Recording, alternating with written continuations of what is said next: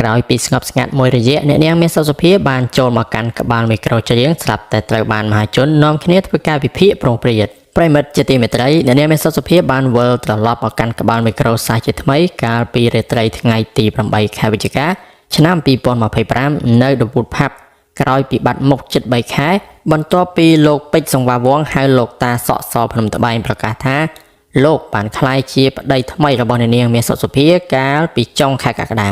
ក្នុងនោះដែរគេសង្កេតឃើញថាតាមរយៈការចេញមុខមកលើកនេះមានសុខភាពមានសម្រស់ប្រែប្រួលខ្លាំងគឺឡើងគីឡូនិងបែកសាច់ជាងមុនរហូតមានអ្នកខ្លះសង្ស័យថានាងកំពុងតែពោពោះកូនតាសក់សភ្នំត្បែងទៀតផងអ្វីដែលគួរឲ្យកត់សម្គាល់អ្នកលេងបណ្ដាញសង្គមខ្លះនៅតែឌឺដងផ្លែផ្កាឲ្យអ្នកនាងដដែលបើទោះបីជាកន្លងមកអ្នកនាងធ្លាប់ស្នើ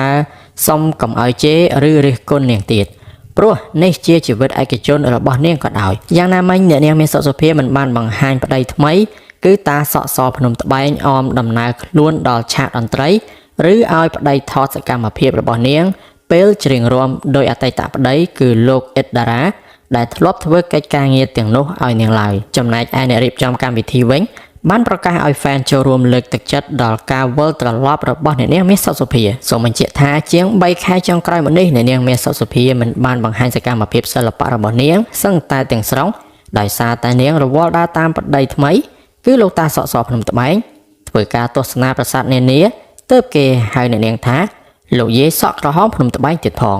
អ្នកនាងមានសុខភាពបានឆ្លើយតបទៅអ្នកមិនពេញចិត្តនាងដែលយកលោកសង្វាវងពីការដៃម្ខាងធ្វើប្តីតាមរយៈការចេញបទធ្វើតាមបេះដូងខណៈដែលអតីតប្តីលោកអ៊ិតតារ៉ា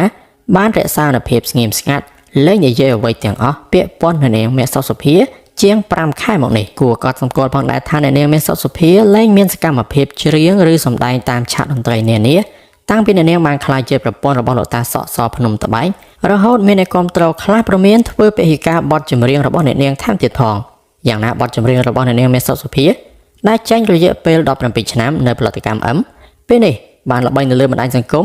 ហើយនាងក៏ទើបតែយកមកច្រៀងនៅលើឆាកចុងក្រោយគឺបទ1នាទីនៅតែជាទីពេញនិយមសម្រាប់អ្នកស្ដាប់ទូទៅដដែលរហូតមានអ្នកខ្លះចង់ឲ្យអ្នកនាងផលិត MV បទនេះសាជាថ្មីផងដែរជុំវិញមតិមហាជនបានលើកឡើងថាអ្នកនាងមានសុខភាពពេលនេះគ្មានបទចម្រៀងថ្មីទៀតទេជាហេតុធ្វើឲ្យនាងពិបាកទប់ទល់ជាមួយតារាស្រីល្បីៗផ្សេងទៀតសម្រាប់ concert នៅរដូវក្តៅឆ្នាំ2025-2026 ព្រោះតាសក់សភ្នំត្បែងមិនអាចដើរតួនាទីធ្វើបទចម្រៀងនិងដឹកនាំ MV ដោយអតីតប្តីបានឡើយប៉ុន្តែមានសុខភាពអាចនឹងជួលអ្នកជំនាញសិល្បៈដើម្បីធ្វើកិច្ចការទាំងអស់នោះដើម្បីរក្សាបាននូវលំនឹងអាជីពរបស់ខ្លួនព្រោះតាសក់សភ្នំត្បែងគ្រាន់តែជួយធ្វើជាតកង់ឡានរបស់នាងតែប៉ុណ្ណោះ